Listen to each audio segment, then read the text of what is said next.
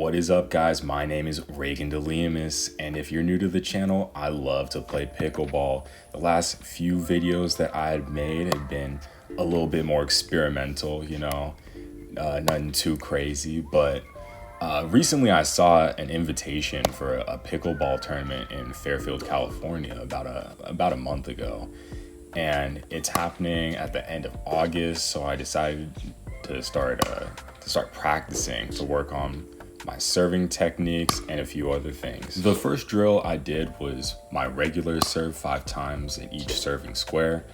I wasn't aiming at a specific target like you usually should, but I was looking for my serves to hit in the middle of the square, down the middle line, back corners, and right after the kitchen line. For players new to pickleball, your serve is good to hit any line except for the one against the kitchen. I want these serves to be more consistent for the tournament, so I am able to adjust my serves to where the opponent won't be, or where it would be really difficult for them to get a good return on it.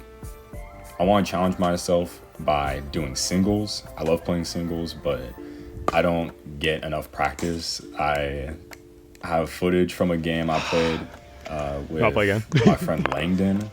He beat me pretty bad, but I will write notes on that video so you can see what I was doing wrong and how you can improve your game. If you notice, I do a little toss right before my serve, and I've learned that it helps me line up my shot. The toss in the air lines up the ball with the opponent. Not everyone's setup to their serve is going to be the same. Mine's, I'd say, kind of unique. It's not crazy or anything, but when you do those types of serves, make sure that you are consistent and you keep it the same way. In these clips, you can see when I drop the ball or I don't really give the ball a good throw, I send it right into the net. So take your time. In a match, call the score, take a deep breath, set up your serve. They're waiting on you, okay? And you are the one that decides when the rally starts. The next drill I worked on was aiming for the front corners of the squares. This is one of my mix-ups. Switching from a speed up in the middle of the court to a fastball to the front corners, my opponents will have to be ready to run for every point. And because of that, I'll be an advantage because they will be off balance and I will have to move less each rally, saving me energy throughout the entire match.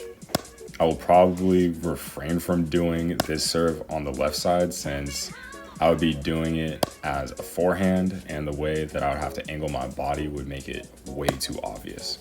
These shots are probably my weakest serve at the moment. Weakest meaning least consistent, but like you see how you can see it right now. But ooh, once I get it, somebody stop me, brother. I've had problems returning with accuracy when I run around a lobbed ball. This drill I made has me lobbing it up, chasing it down, hitting it down line or cross court. And the spin I do saves me running time and gives me more time to read the court before hitting the ball. A well-positioned opponent will be difficult to pass cross court. That's why I would prefer to master my down the line shots. Across court will always come in handy when they start to read and overcommit to your down lines. I did a few of these with a two-handed backhand, but I was overthinking it, so it kind of looks chopped. For the most part, I prefer a one hand, but I am able to use both one and two hands for my swings. This drill would be a lot better if I had a second person focusing on lobbing, so I could focus on getting to the ball and hitting it. Or if I was better at accurate lobs, but more on that later. It was difficult to lob it in the same spot, but I think that was good since not every ball is going to be in the exact same spot. I think it's good that I'm able to chase it down. If I need to, I can do that spin and I could look at the court before making that hit.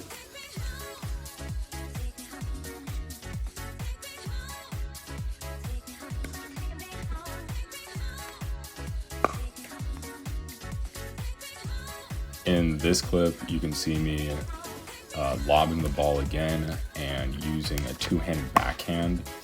And I don't, I'm gonna be honest, I don't know what I was feeling that day. It was hot, but these hits are the slowest middle shots in existence. It felt like I wasn't really going for accuracy. I was really going for hits, which is fine.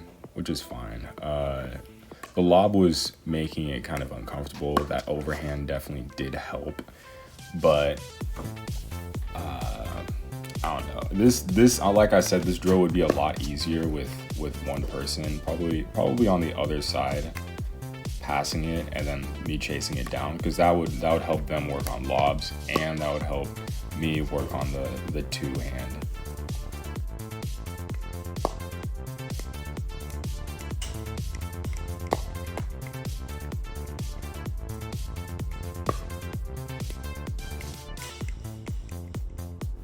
Now, instead of returning a lob with a two-handed backhand, I decided I would work on dropping the ball and hitting it normally without a chase down. There wasn't too much power in the swings, which is fine. When using a two-handed backhand, it is more for control, not for power. My form could have been better in this drill, but I was still hitting down line pretty consistently, a lot more consistent than the lob drill.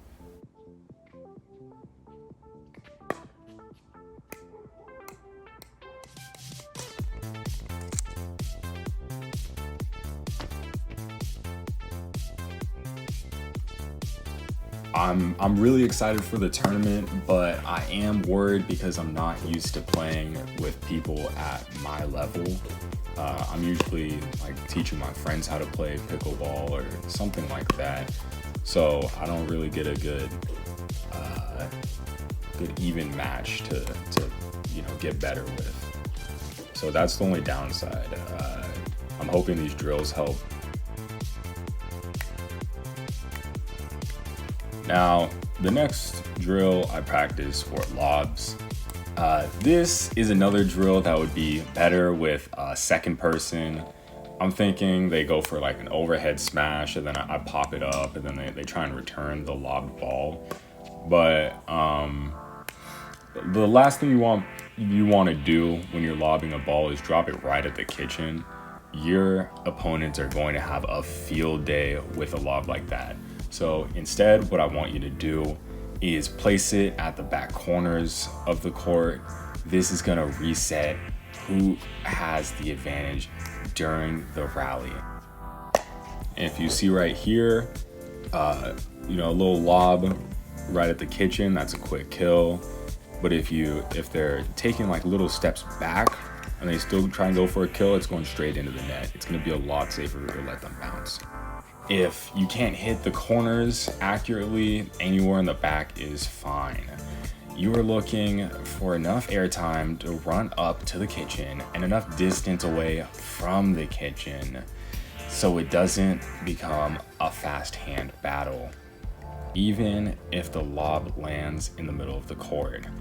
Now, the last exercise I worked on was dinking angles. I am aiming for the back corners of the kitchen. When I hit the ball, I want it to be low, and I want it to be a flat pushing motion when I hit it.